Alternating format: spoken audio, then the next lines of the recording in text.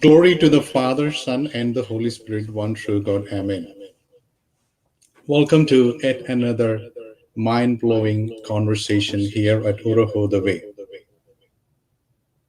We have some echo issues.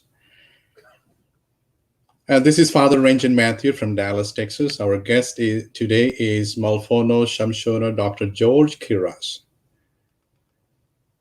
Malfono means the Syriac Guru. Shamosho, a full deacon of the Syriac Orthodox Church, a pious scholar, Dr. George Anton Kuraz needs no introduction for those who are familiar with the world of Syriac Studies. He is the founder and director of Beit Mardutho, the Syriac Institute.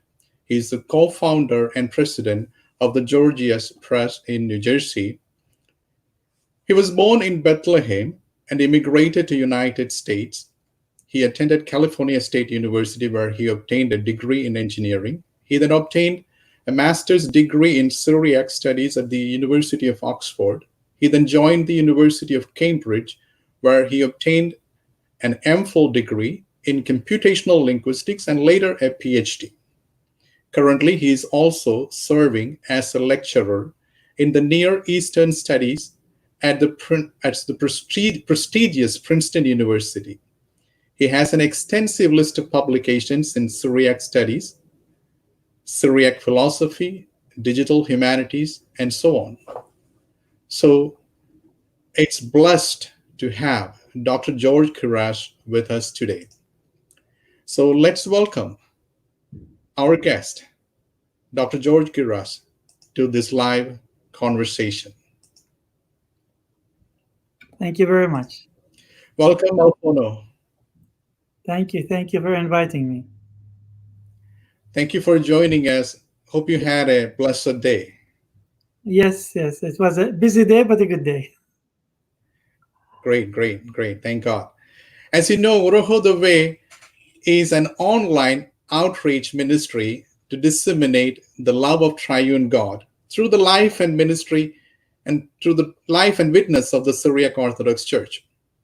I have a few questions for you to start with. Then we can take questions from the audience as well.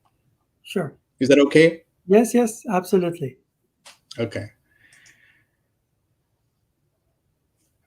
Being a person born and raised in the birthplace of our Lord, tell us about your upbringing. Was there any unique imprinting because of your birthplace, Bethlehem, to follow your passion in Syriac? What was the inspiration? Yes. Well, when you're born in a place, even a famous place like Bethlehem, you can always joke and you could say, I was also born there. Of course, during your childhood, life is normative. It's like anybody else who is born in Bethlehem. You don't have any idea that some people in the outside world, of course, they would have a different take on it, because Bethlehem is the birth of Christ, and you get to be there all the time. And of course, it is a blessing. And now, retrospectively looking at it, it is a blessing. I remember in my youth almost every day going to the Church of Nativity. It is something that is very unique. And as my foundation in Syriac Studies in Bethlehem, I was sent to St. Mary's Church. That's our church in Bethlehem, and it was really on the Gudo that my attachment and my passion of Syriac took place. My parents sent us to our priest, and you could see on the screen now the Church of the Virgin Mary, and the Gudo is these two lecterns, one next to the Christmas tree. And I was a little boy standing behind it with the priest on one side and the head of the deacons on the other side. My head hardly would reach the big manuscript of hymns that was on it. But this is how I started, and a love of Syriac began. That's nice to hear. Oh, where the church life, you said you attended the Church of Nativity. So the church life and the Syriac Orthodox liturgy had any impact in shaping your passion in Syriac language and studies? Maybe I reframe this question. In what ways the Holy Spirit led and conspires your dream of pursuing Syriac? So basically, when as I said, when I was a kid, we were sent to Abuna, to Father Yaqub there, who taught me and taught my sister Syriac. And at some point, Father Yaqub said George needs to go on the altar. And maybe I was 8 years old, and I began to go on the altar. But it was during these liturgical prayers and access to the Syriac language that something clicked. And I became obsessively in love with the Syriac language, its heritage. Our books in church during those days were manuscripts, so you come to use manuscripts on daily basis. It was so nice to see all these manuscripts written by hand in color. It was really fascinating for me, and that played part in creating this click that instigated my desire to go further with Syriac.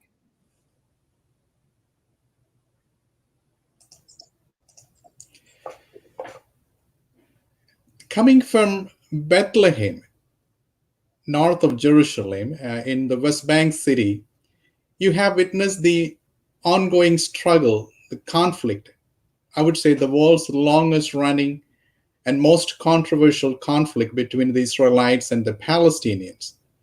So you never took part, being a Christian, being a minority, maybe how did this impacted you as a child? And as a youth and an young adult, maybe as a minority Christian in an Arabic speaking community? Yeah. So Bethlehem, during my time at least, is mostly a Christian town, and we lived in a Christian neighborhood.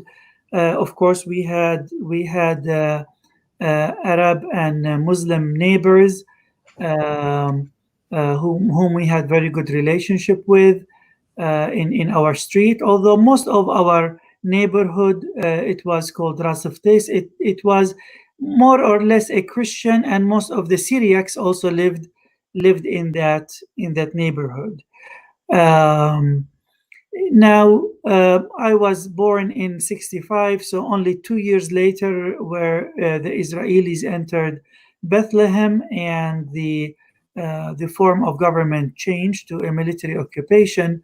And as Syriacs, we grew up more or less as a minority in Bethlehem. We were only about 300 to 350 families, maybe. So it's not a huge population. But because we lived in a specific area, most of us were concentrated in that area, that gave us strength to keep together. So the area around our church is called Hosh Syrian, which means the Syriac neighborhood. That's where our church was, where our Boy Scouts and Girl Scouts were. And many of you who watch Christmas celebrations in Bethlehem, you see our Syriac Scouts. We're always proud of them. They play the bagpipes, and I was part of that group. We also have the Syriac Club, and we had the Syriac Church and St. Ephraim organization. Everything was concentrated in that area. In terms of the political struggle, of course, as a minority, we try to keep a low profile, but you are always, affected. Of course, we understand the struggle that our Arab neighbors always went through, and it was difficult for them and for everyone. But later on, of course, things became worse and worse. During my time, it wasn't as bad as it is now. There was no wall separating Bethlehem from the outside world, while now there is a wall. So the political situation has changed a lot to the worst, I'm afraid. Yeah, and that's good to hear. So now coming to the Syriac language, we understood this as the language spoken by our Lord Jesus Christ and his disciples. So this language is so close to our hearts. We still preserve and use this language in our, this is our liturgical language. Can you tell us what is Syriac? What does it mean by saying Syriac as a dialect of Aramaic to the Western world? Yeah. And who all are using this either in their liturgy or in their spoken vernacular? Is this a purely Christian language? So tell us more about what Syriac is. Yeah. So Syriac, we say it's a variety of Aramaic. So Aramaic is the umbrella in the sense that there are many Aramaic varieties. Varieties is the modern linguistic terms that replaces dialect. And the same way you have British English, Australian English, Canadian English, you also have different forms of Aramaic, and so Syriac is one of them. That means these languages are more or less mutually comprehensible. If you speak one another, with one language with some exercise, with some practice, or if you have contact with another community that speaks a different form of Aramaic, then you will understand it. Aramaic, even today, is not particularly only a Christian language.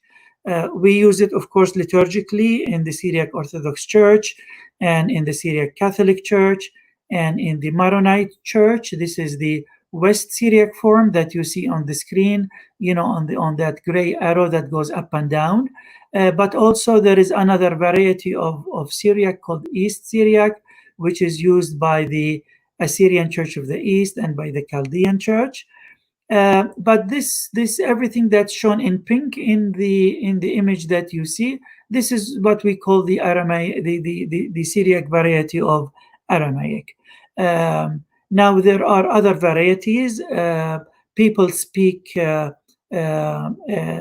of the day-to-day form of the language. For example, in Tur Abdin in Iraq, in the Nineveh plain, they also speak Aramaic varieties.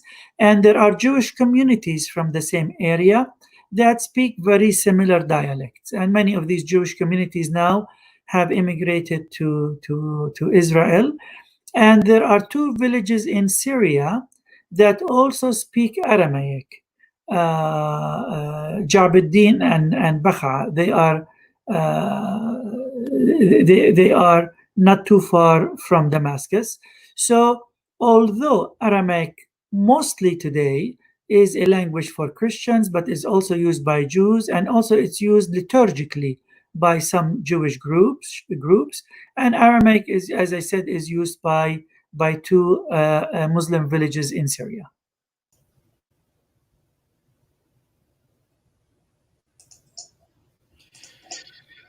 That's a very good explanation, and that picture tells a lot. Now, coming to your academic journey, so after obtaining a bachelor's degree in engineering, then you headed to Oxford to study Syriac, and you obtained a master's degree in Syriac Studies. Then you took an MPhil, an advanced master's degree in computer, speech and language processing from Cambridge. Then a PhD degree in computational linguistics, again from University of Cambridge. And before that, you had a startup company where you designed the first computer fonts for Syriac. It's incredible that you could always find a convergence between Syriac language and computational linguistics. Was this a planned journey? I mean, you had this equation in your mind, and when we see what we see is a linear progression of building a strong foundation in niche domain. Why I'm asking this? A journey of academic excellence, following a passion, the ups and downs, the stories are always an inspiration to the youngsters. I may be wrong, but have noticed a trend in the diaspora community to pursue either engineering or a medical degree. The end result is we have a lot of good doctors, good nurses, good engineers. We always say that good is the enemy of great. But are we giving the right direction to the youngsters to have a signature in the human history, to have a signature in the scientific world by being innovative and creative and pursuing convergence? Please tell us about your adventurous and persistent journey. I think that you can hook Syriac to many fields of professions in this life. And I know that probably with the Malayalis, the same way as with Middle Easterners, we're always pushing everybody to become an engineer or a lawyer or a nurse or a doctor. And it was the same with me. I was also pushed to become an engineer, and this is why my first degree is engineering, which I ended up not doing anything with it, basically, because I wanted to go through, towards Syriac and then merge Syriac with technology. But I think, if you have the passion for something, you can always find a way. And I remember it wasn't a plan. It's not like when I went to study engineering, I wanted to do something Syriac, but I recall that when I was in my first programming class in college, we studied Fortran. The first thing that occurred to my mind is, can I get the computer to allow us to type and print in Syriac? Because until that time, there was no printing process for Syriac. The old printing press with metal type has gone, so its history has gone, and there was no replacement, and people had to write things by hand and duplicate it, basically. And I remember my professor said, this is a very difficult problem. and you have to learn assembly language, though I went and I learned assembly language in order to do it. So you always kind of try to find things. And I was reading a book about that had a chapter on how to play musical notations programmatically, and immediately I picked some musical notations for Syriac, and I wrote a Syriac music program as an exercise. So I always found kind of a way to attach Syriac to it. And the message to the youngsters is that of course you don't have to necessarily dedicate your career to Syriac, but you can always find a way. But there is nothing wrong with also dedicating your career to Syriac. During my time, it was very difficult to find a job, an academic job, even in Syriac studies. But that's not the case now. Of course, academic jobs are still difficult, but they are far easier than during my time. So I encourage people, if you have the passion for history, for philology, for religion, for philosophy, for any of these studies fields in the humanities, to pursue such things. We don't all have to be engineers. That's nice. Those words are really encouraging. And the journey continued, and now we have a distinct entity called Syriac Digital Humanities. What does that mean by saying Syriac Digital Humanities? And also tell us what are the available, for the common people, what are the Syriac digital tools, like, cell phone application you can type in, or maybe apps like Bethgazo and stuff like that. Can you tell us more about the Syriac Digital Humanities? What does that mean? Yes. So basically, the Syriac Digital Humanities means applying computer applications or writing computer applications that can serve the Syriac language. For example, you have on the screen here a chart of Unicode. Unicode is an international consortium that decides for every letter of the alphabet, we're going to save it under one particular number. So you see here, if you can read Syriac in the square that says 0712, this is reserved for the letter B in Syriac. Imagine if your computer has a number for the letter A and another computer has a different number.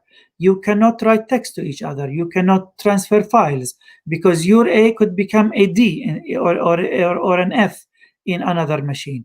That's why there has to be a standard. So this is, for example, one of the standards of the Syriac Digital Humanities.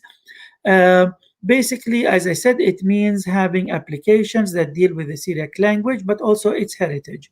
So there is an app, for example, that we did about a year ago with Bishop Dionysius John Kawak of the Eastern United States, a Bethgazo app. It's called Bethgazo Portal. You could go and download it from for Android and for iPhone. So here you have an app that is serving something in the humanities, liturgy and music. Also, you have online journals such as Hugoye. It serves the academic field of Syriac studies, but it uses the digital humanities. We have an online encyclopedia. So writing an encyclopedia is a task in the humanities, but it is done in a digital form. So this is what is meant in the digital humanities. When I started in the 80s, people used to call such thing computing and the humanities, or humanities computing. But in the late 1990s, somebody wrote a collection of papers, put a collection of papers together to publish them in this field. And the publisher came up with a nifty title, called it the Digital Humanities. And from the title of this book, it spread and it became a real name for a field. That's interesting. And you have been instrumental in establishing Beit Mardutho in 1992, the Syriac Institute, with a vision to promote the study and preservation of this language. What are the activities of Beit Mardutho, and how can people across the globe make use of this? Yeah, so if somebody goes to the Beit Mardutho website, they will see on the first screen kind of the major activities. They are shown kind of in blocks. And One thing that we do is we offer online courses to teach the Syriac language. We have courses that we teach online synchronously. That means you are with the teacher. And we also have asynchronous, which means we also have courses asynchronous. That means on your own pace, you can go and you can learn the Syriac language. We also have many free resources. If you go to the library on that page, you just click on library, you will see on the screen here all these books. We have about 8,000 books in our catalog, but about 2,000 of them are freely available. You can download them, you can read them online. Also, from the home page, you could click and go to an encyclopedia of over 700 articles on all sorts of discussions of Syriac studies. We also have an online journal, Hugoye, Journal of Syriac Studies, which we publish twice a year. All these resources are free. Also for programmers, for example, let's say you are a programmer and you want to do an app for whatever function, and you want to add Syriac to this app. We have a template app that shows you how to include Syriac in your app, both for Android and also for the Mac. So you can download it and you can build your app. We also have a dictionary. If you go there to the Cedra button, basically on the home page, it takes you to an online dictionary of the Syriac language. And our last project is called Simtho, where we are publishing texts. We have more than 7 million words of texts that you can search, and you can look for a word and see how it is used in sentences, for example. So all these resources are available for free at Beit Mardutho. Well, there is a vast electronic library on the betmardutho.org website, and a lot of Syriac books you can see. What you can see right now is 8,500 volumes and collections. And as Dr. George Kuraz said, there is 2,000 volumes are completely free to download, and sharing this for the benefit of the viewers. And you can see, just go to the library, and there will be encyclopedia. There will be a lot of books that you can read, maybe out of print books, manuscripts. Many of the things are free. Maybe Dr. Kuraz will talk about how can we support Syriac studies and research and support this nonprofit with membership initiative. Can you tell us more about that? How can we can get into Beit Mardutho and make use of all this? Yes. So if you go to betmardutho.org, there is a button on membership, and that is one way of support. And it's an annual subscription, basically. And we use that money to run all our projects. We are all volunteers. None of us gets paid at Beit Mardutho, but any institution requires some money for the electricity and for running its projects. So we encourage people who can to go and click on membership and to support us that way. And there are 3 levels of membership. Another way to support us is to support our students. If you click on fellowships, you will see that every year we bring about 5 students to work on the projects of the digital humanities, so we can increase the free offerings that we give. And also we teach them all these digital humanities techniques. And usually these students are supported by families. We usually ask a family to pay $2,500 to support one student.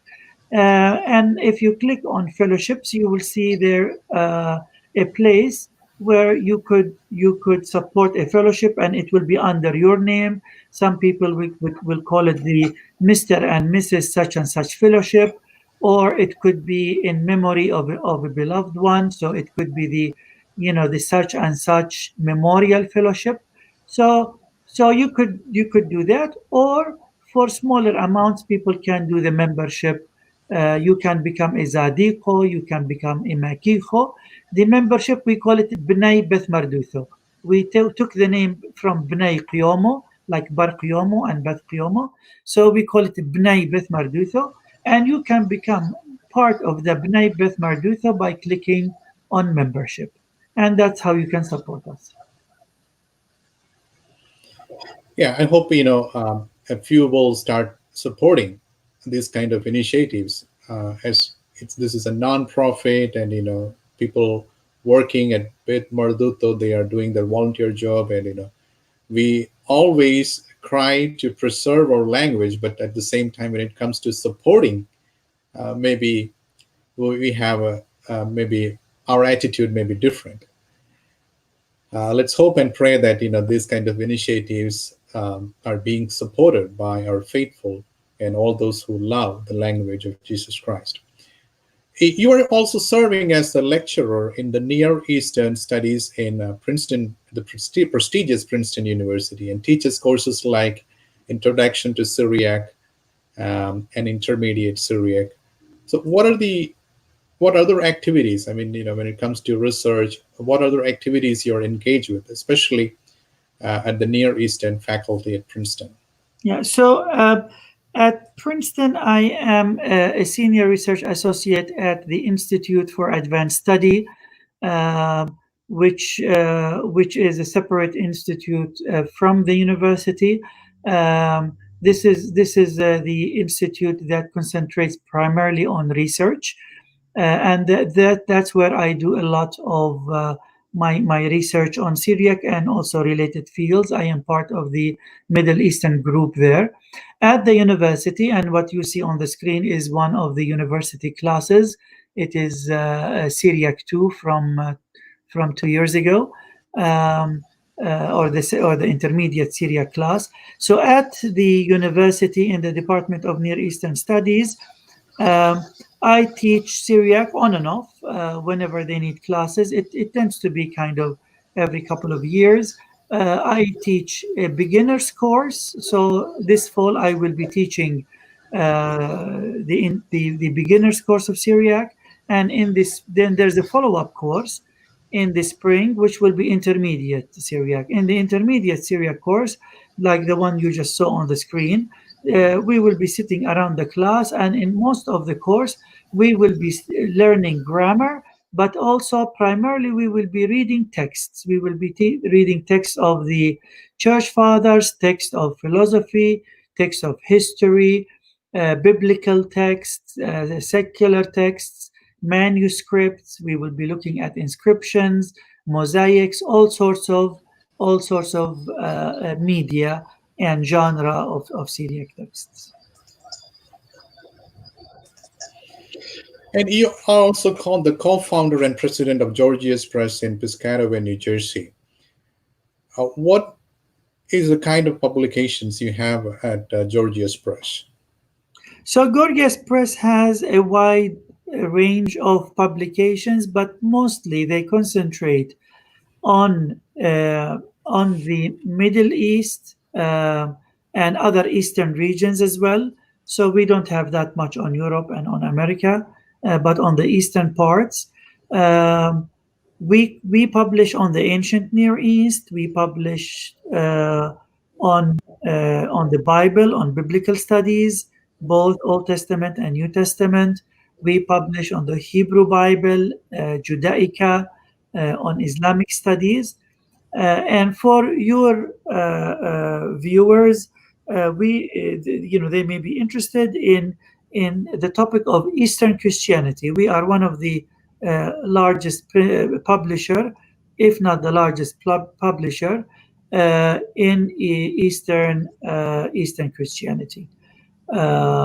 So we publish books mostly in English. They tend to be academic books, So it's the sort of books that will end up in university libraries, to be read by professors, by graduate students. For this reason, unfortunately, Gorgias books tend to be quite expensive, like your university textbooks, because it is that kind of market and that kind of genre. But for people who belong to the heritage and who want to read some books because it is part of their heritage, we don't want the academic market to stand in their way. We usually tell them, if there is a book that you really would like to get and it is outside of your budget, don't hesitate to contact customer support. Explain to them that this is part of your heritage, that you would like to get some books and educate yourself about your heritage, and usually they will understand. Unlike many other publishers, they will help you to obtain these books, and so you don't have to pay these exorbitant prices that are really aimed at university libraries. It's like, most of the prices quoted are the library prices and, hardbound. And so those who need some kind of a discounted price, they can reach out to the customer service. Is that what you're saying? Yes, if they can reach out to the customer service, they can explain, I belong to a Syriac community or to a Syriac church, and I want to read this book by Saint Ephraim or Jacob of Surug, and it's important to me. Is it possible to offer me a community discount? You will find that customer service will be understanding. Well, that's a very good information for the viewers. I mean, many people may be worried about the prices. Like, the tag is significantly. Yes. It's not the Walmart price. It's not the. it's a premium. So that's a good information. And one of the recent publications is the Syriac English New Testament. Can you tell us about the distinguishing features of the Syriac English New Testament? And of course, maybe one of the questions that, I would like to add here, many people are confused. When it comes to canonization of books, it's always confusing. Like, to talk about maybe this is something really elaborate. We need to talk maybe in a separate session. But if you could highlight the inclusion and exclusion from a Syriac Orthodox perspective regarding the canonization, that will also help. But we would like to hear the new book, like, the new Syriac English New Testament. Yes, so the new Syriac English New Testament gives you the Syriac Peshitta text, which is the official text not only of the Syriac Orthodox Church, but all of the Syriac using churches, the Syriac Catholics, the Syro-Malabar, Syro-Malangara, the Maronites, the Assyrians, the Chaldeans, all of these churches, their official text is the Peshitta text. So on one page, we give the Peshitta text. On the opposite page, we give an English rendering, and the English translation is from scratch, done by an international team of biblical scholars who are also Syriac scholars. Now, in terms of the features of the Syriac Bible, it is unique in the sense that its text is very ancient, and many times the Syriac is preserving readings that in the Greek New Testament have kind of progressed into something else. So sometimes the Syriac agrees with the ancient Greek manuscripts against later Greek manuscripts. And most of the Bibles in your hands many times are based on later Greek readings. So this is why you will be able to access nice readings that Syriac has preserved, very ancient readings. Now, when it comes to canonization, well, before I talk to canonization, since you have it on the screen, on the bottom also you see a lot of footnotes, and all these footnotes will explain to you the relationship between the English translation and also the Syriac text. Sometimes, because Syriac is a Semitic language, it's not easy to translate things word for word for English. It doesn't work. Yeah. So in Syriac, when we say all the time, we say night and day. In English, we say day and night. So things don't work always the same. So when we deviate, so to give you the Syriac sense, it's not exactly the Syriac words. We give you in the footnote exactly what the Syriac says literally. Now, in terms of canonization, there are some verses in Luke, in Acts, that are not part of the Peshitta, not because the Peshitta is lacking these verses, because the very early Greek manuscripts also don't have it. And now, more and more, I see English Bibles that are omitting these verses and putting them in the footnotes because they are realizing that the older manuscripts don't have these readings. But at the level of books, there are two features that distinguish the Peshitta version. First of all, the book of Acts, the letter of James and Peter and John, these letters are all part of one collection. So after the Gospels, we have Acts, and right after Acts, we don't go to St. Paul. We have James, we have John, we have Peter. And if you go to the Syriac Orthodox Church, you notice that there are two readings before the Gospel.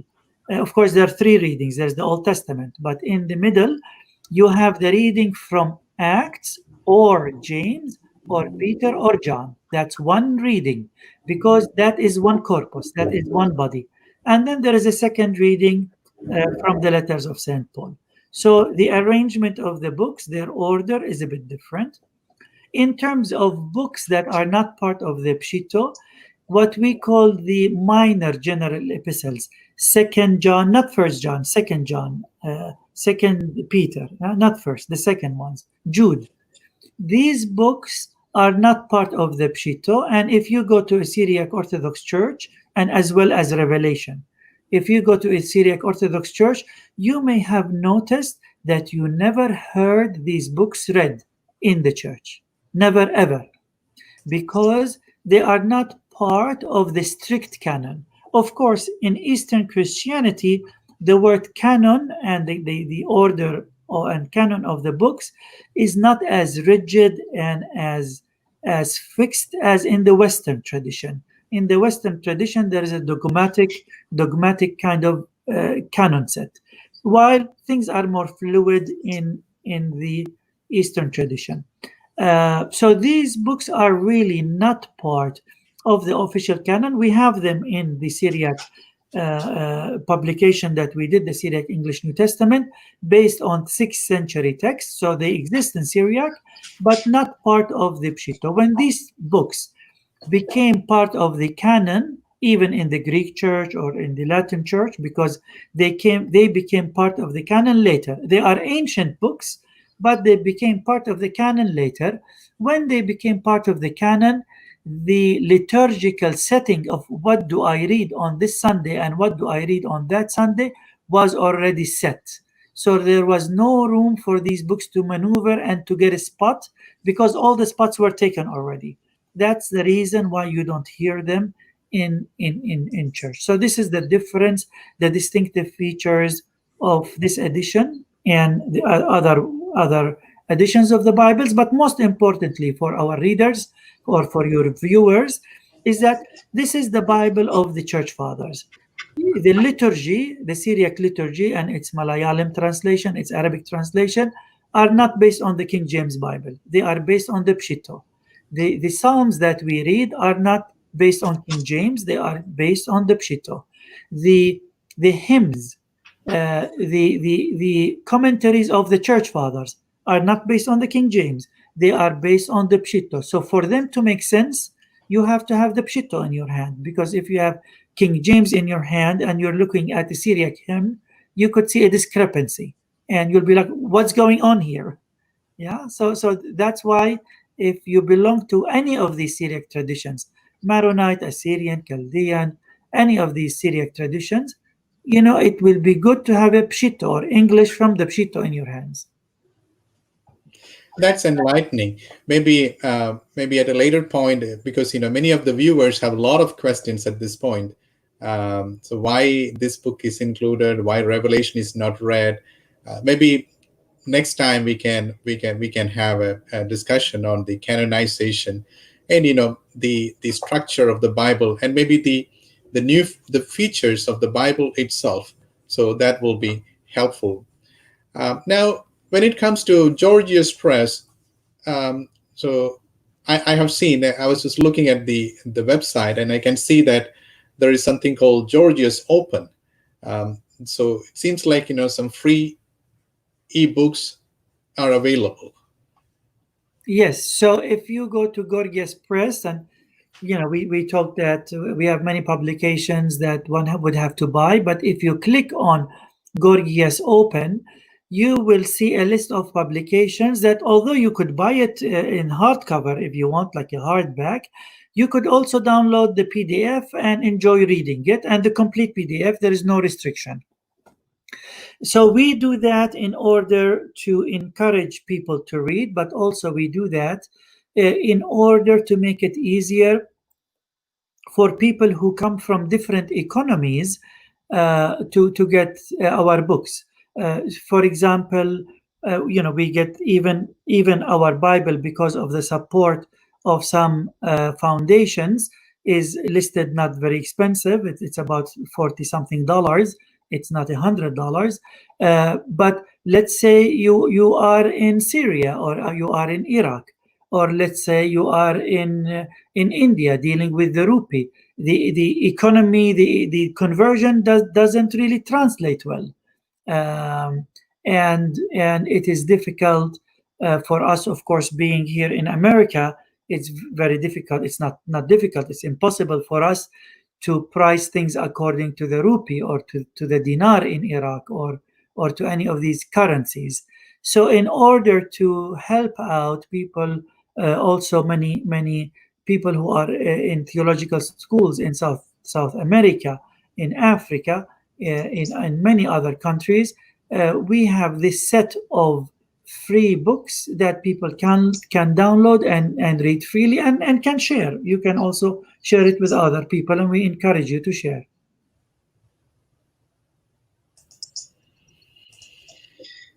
Now, thanks for that information. Let's talk about the future. Where do you see Syriac language, maybe 10 years from now, maybe 25 years from now? What impasses do we encounter to project Syriac as a third force in the Christian world, the Syriac school of thought? Yeah. Its unique theology, its massive wealth of literature in the academic world. How can we project this as the third force, especially in the West? Do you see a trend towards embracing this hidden pearl at the same time?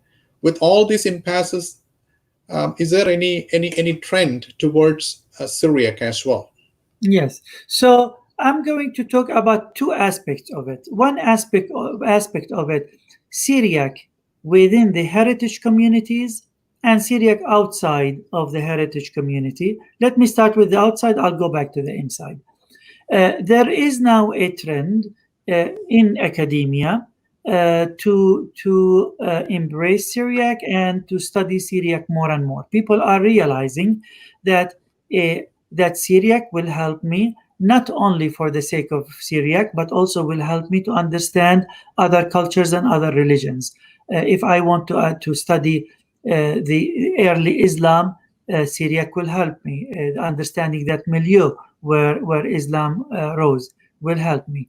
If I want to know or to study things pertaining to Judaism, to the Hebrew Bible, also Syriac will help me, because Syriac is not a culture on its own. It did not live kind of far away from Judaism. In fact, many people talk about the Semitic nature of Syriac thought and Syriac philosophy.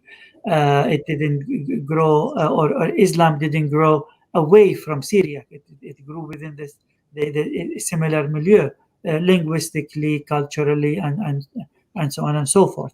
So On Monday, I start my annual course, which I teach every summer. And because of COVID, we are online now. I have about 45 students.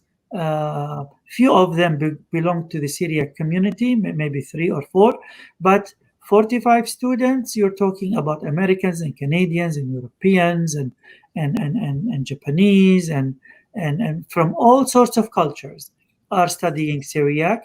They are interested in it academically. They're interested in it because of the spiritual philosophy and the spiritual thought that it offers. So it looks very good at that academic level outside of the heritage because there is an embracement of Syriac and there are more jobs that we see now, more people in universities doing Syriac. Going to the communities, of course, all of these people who study Syriac, they're going to study it because of historic reasons. They want to read all texts, but they're not going to become users of it. The users of Syriac are the Syriac heritage communities, the Malayalis, the Syriacs in the Middle East, the Assyrians, the Chaldeans, the Maronites. These are the users of the Syriac language. There is liturgical use in the church, but also there's cultural use. Also, there are secular magazines, community magazines, now radio stations. There are Facebook pages. So there is that use of the Syriac language, and we see it growing. But there is one impeding danger because of the current political situation, particularly to the communities that use Syriac who are from the Middle East, not that much from India because of the political situation. For people from the Middle East, each war is generating more and more immigrants. And unfortunately, we know that in the West, we cannot survive beyond 2 or 3 generations. The melting pot is a natural thing and has to take its effect and takes its effect. Uh, at some point, if these wars continue, if immigration continues, and I cannot complain about immigration, I am an immigrant, but we're just talking about the problem that all these wars are causing. More people leave, there will be no more people to leave. And then 2, 3 generations after that, will there be any Syriac Christianity that came out from of the Middle East and its descendants in the West? That is a big question mark. It's not as big of a problem with our Malayali brothers because of numbers, basically. Of course, the same problems are faced. The melting pot takes its course.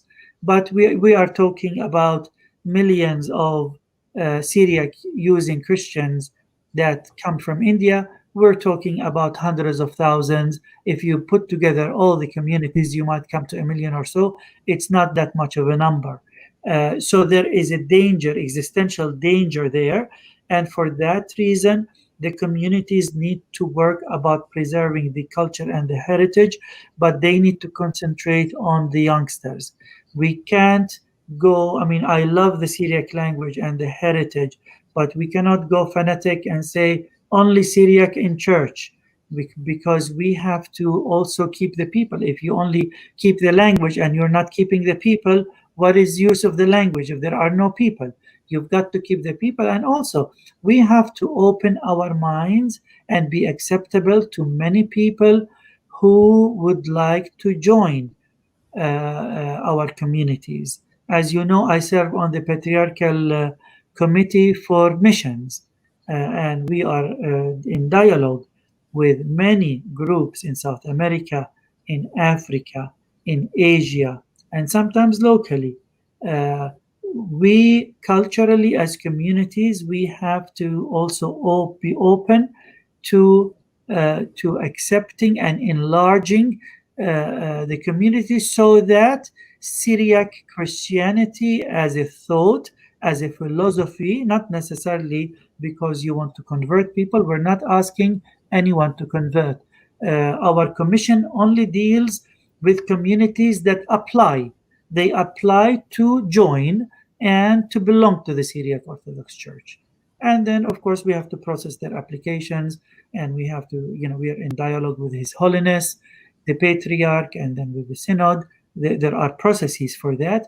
But as communities, we have to be open to that, not just His Holiness and the bishops. The communities, the families need also to be open to that, to ensure the survival and continuity of the liturgical heritage and the spiritual heritage. Well, glad that you brought this issue. Like, we always have this issue, like when it comes to our own, um, you know, languages, like for the Malayali community, the Malayalam, and for the Arabic community, the Arabic. And but when it comes to the first generation and second generation born, these languages have nothing to do with that. And we always have a struggle to balance these two in liturgical services. And you mentioned that we are more into the mission, we are more into reaching out people, and maybe Urho is again with the same kind of intention, like how can we reach out to people and to get more people attracted and to the church. And I'm serving in a mission church as well. So these are all the good steps. Like I'm serving in a St. Ignatius English Chapel. So again, we try to take some baby steps to preserve our faith, preserve our language, and preserve our culture and heritage. At the same time, addressing to the demands, the contextual needs of the world. So tell us the baby steps that we could take in implementing Syriac as an optional high school language to study, maybe as a Sunday school, or maybe in the Sunday school, or maybe as as a curriculum or a program in the adult Sunday school. And along with that, I have another question. Is there any advocacy initiative to promote Syriac studies? That's how the world operates. The Washington operates. Like, do we have any advocacy initiatives to promote Syriac studies? So, in terms of the baby steps, one thing that I love when I watch Malayali Syriac Orthodox liturgies is that almost every prayer will begin with something like with one or two Syriac words, Morio Aloho, and then every single word will end with Hosho Wabkhulis Ban al Olmin. And this is also the same tradition that I grew up with. In Bethlehem, if the priest chose to say a particular prayer in Arabic, it had to end with Hosho Wabkhul Isban al-Ulmin. Unfortunately, now that's getting lost now, and in some of our parishes, and that would be a very good step to put this back. Start the prayer with one or two Syriac words, end it with one or two Syriac words. We have the hymnals, the Barikh Mor and the Min Olam Mu'adam al Olam, and the word of the institution. Sometimes, unfortunately, even the words of the institution are moving away from Syriac.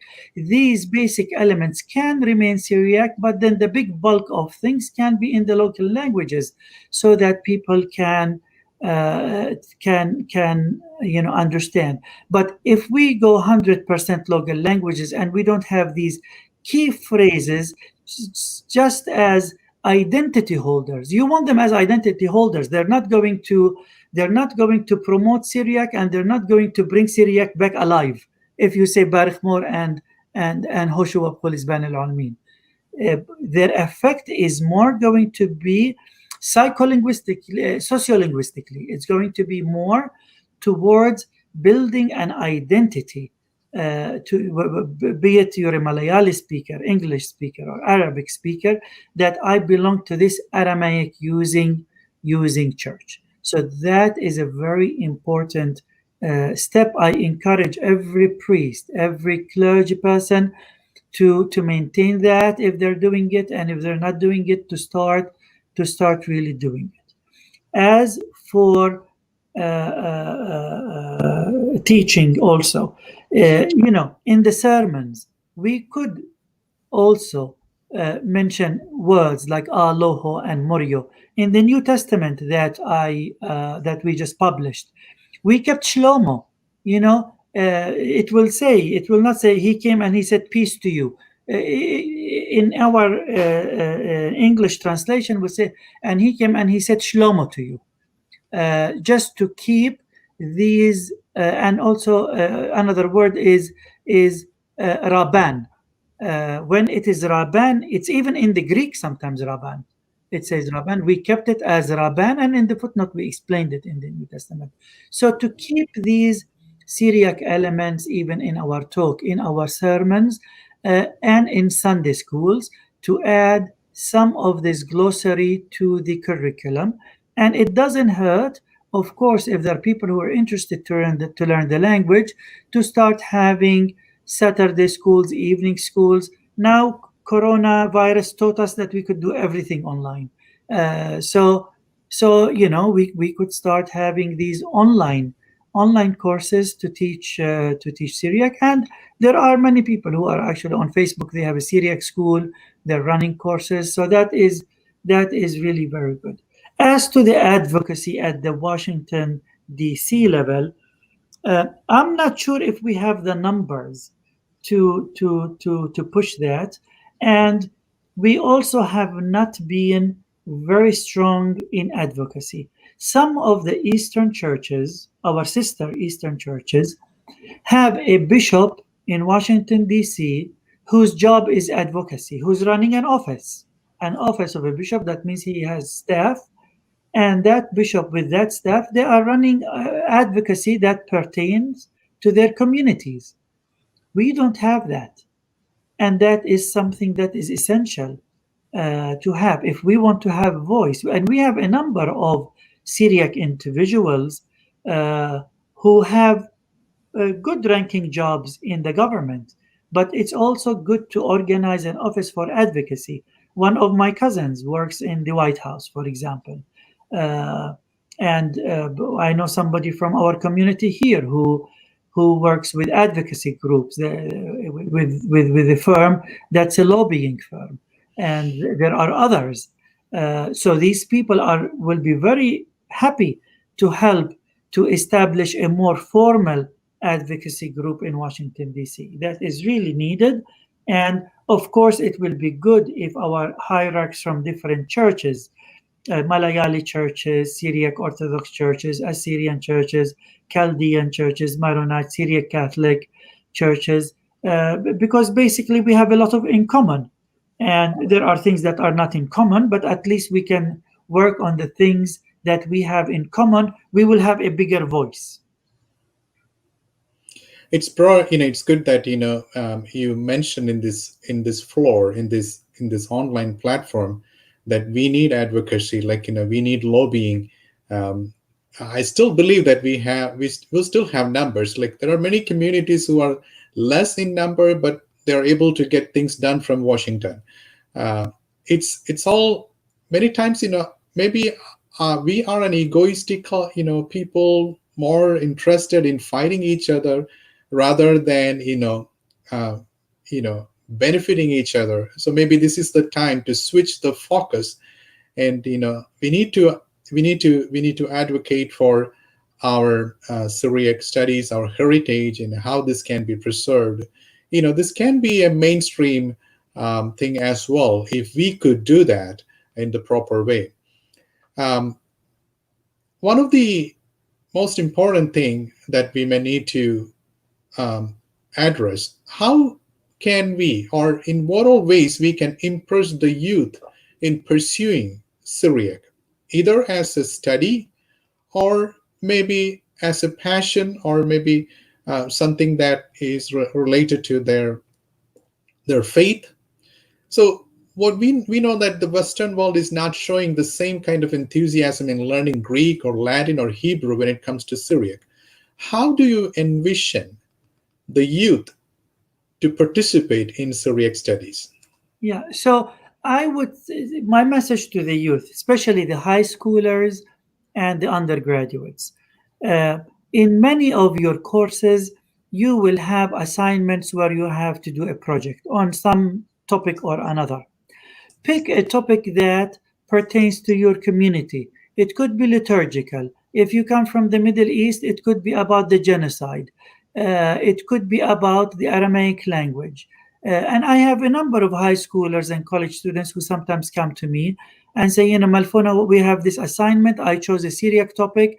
Can you help me find the references? And of course, we're always happy to help you, to guide you to which books to read. And this will be a test for you. You have to do the assignment anyway. I mean, you could do it on any other topic. Might as well do it on a topic that pertains to your heritage, and this will be a good test. Is it something that I am excited about? Is it something that is flaring something in me? And maybe you would like it. Maybe you would fall in love with it. Maybe you will decide to pursue it as a passion, and you would go and you would study a field in the humanities, and you study Syriac or a related field. Or maybe you decide, no, I want to become the engineer, I want to become the nurse, I want to become the doctor, I want to become the lawyer, but I want to minor in Middle Eastern studies. I mean, there's nothing stopping you from minoring in any of these areas. You can minor in theology, you can minor in anything that is related to Syriac, and you can go on with your professional money-making job. But then at least when you minor in these things, in the community, we don't all have to jump on George Kiraz when we need help with a journal, with an article, because George Kiraz, and I'm not the only one, there are others, but we don't have, there are only 24 hours in a day. We can't help everybody. So when you have people who know about the community, then you will have many more people who can help with newsletters, with Sunday school curriculum, with weekend courses, with journals, with blogs. You don't have to always go to us for tech support, Syriac tech support. You will be self-sustaining. This is something that is really lacking in all of our communities, that there is the collective knowledge of the heritage is unfortunately extremely basic to non-existent sometimes. We need to hire that up. Your average person needs to be able to answer half of the answers that I answered you today. That should not be, what is Syriac? Is Syriac Aramaic? What is the canon of the Peshitta? What is the Peshitta? What is the Peshitta? That should not be a question that we have to ask George Kiraz for. That should be a question that you could go to any high schooler in church. They should be able to tell you what the Peshitta is. They should be able to at least tell you what Syriac is. So that is something that is really lacking, that we really need to work on. That's a baby step. That's a big baby step. Thank you for that enlightening thing. Maybe this part need to be edited, and this need to be shared with our youth groups, like how they can minor in Syriac or Near Eastern studies. So at the same time, they can go with their profession, but taking up Syriac, or maybe the church or the theology, the Oriental theology as a minor, as a vocation, that helps. Maybe we need to tell our youth that you can have a profession and you can have a vocation in Syriac or in Oriental studies. So we have a lot of questions from the viewers. Is it okay if we take at least one of them? We have as many as question. You can see here, Dr. Kuraz, is there anything unique about Syriac in the Middle East compared to Syriac found in Kerala, either spoken or written? Yeah. So, of course, because Syriac is just sociolinguistically, from the social perspective, is a language of the Middle East. That means there are communities that speak Aramaic forms or varieties on day-to-day basis. Of course, you will not be able to find that in Kerala or in South America or anywhere else, because it's not a local language. So if you go to Southeast Turkey, there are many villages. This is the native language. If you go to northeast Syria, in the Qamishli area, if you go to Iraq, in the Nineveh plain, many Syriacs and many Chaldeans and many Assyrians who speak it. In Syria, I mentioned the two villages. So from the spoken modality or the spoken form of the language, obviously you will find that in the Middle East. You will not find it in Kerala. In terms of usage in the church, both in Kerala and in the Middle East, you will have a hybrid model where Syriac is used for certain parts and then the local languages are used for certain parts. This may be a funny question, like, the way the Malayali priest pronounced Syriac, that's completely different from a native speaker. And many times there are situations like, I would say bullied, or maybe, it's a kind of joke. And sometimes, like, the way we speak, like, there's a lot of loading on the accent with the Malayalam accent, even on the English, and when it comes to Syriac as well. So how do you see that? Like, again, the chanting, the hymns, it's all completely different. Sometimes the Malayali singing Syriac is more melodious. Do you feel that way, or do you feel the other way? Yeah. So obviously, when you hear Malayalis praying in Syriac, you will instantly know. But this is normal because of the influence of Malayalam. In Syriac, we have some sounds that are difficult for Americans, Europeans, Malayalis, and others to sound. We have a ha and a qa and a a and a ta and a sa. So these are sounds that don't exist in other languages, and when they don't exist in your language, it doesn't mean it's impossible for you to say them. All what it means is that your tongue and your throat and your lips are not used to them. They cannot say them unless you are willing to train them, and if you train them, you'll be able to. For example, in Malayalam, you have many sounds where your tongue is rolled back like this. Yeah. And I cannot roll my tongue back like this because none of my sounds in Arabic or in Syriac, the tongue can go back like this. But my tongue can, not even my tongue, and down here near the esophagus, I can close.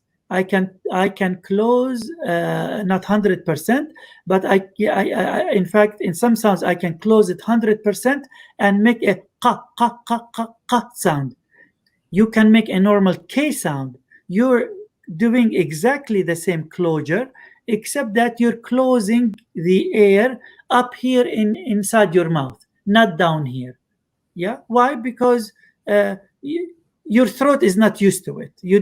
When you were a child, your throat did not get trained about using it, and that's why you cannot pronounce it while we can pronounce it. Thank you. So there are a lot of questions from the viewers, and the Urho the Way team, they have again more questions, but we are running short of time. We can talk about the other important aspects, like more in-depth discussion on Syriac literature, theology, Syriac church fathers and mothers, and present-day challenges, future aspiration of Syriac studies, and of course, the canonization process, and on the upcoming digital technologies, maybe in another episode as time permits. I will be happy to do a Q&A episode. Only thank you. Episode if the viewers would like. Thank you. That's interesting. That will be, we'll look forward to that as well. So thank you so much, Dr. George Kiraz, for sharing with us, being the guest of Urho the Way. And I pray that God may continue to empower your journey in exploring, imbibing, and disseminating the same language that Christ, our God, spoke to the world. Thank you so much. Thank you, all viewers.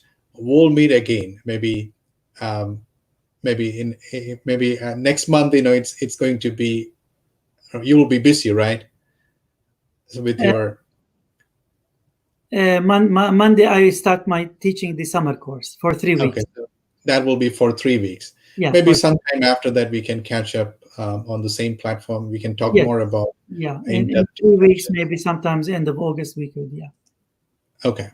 Thank you so much. Thank you, all viewers.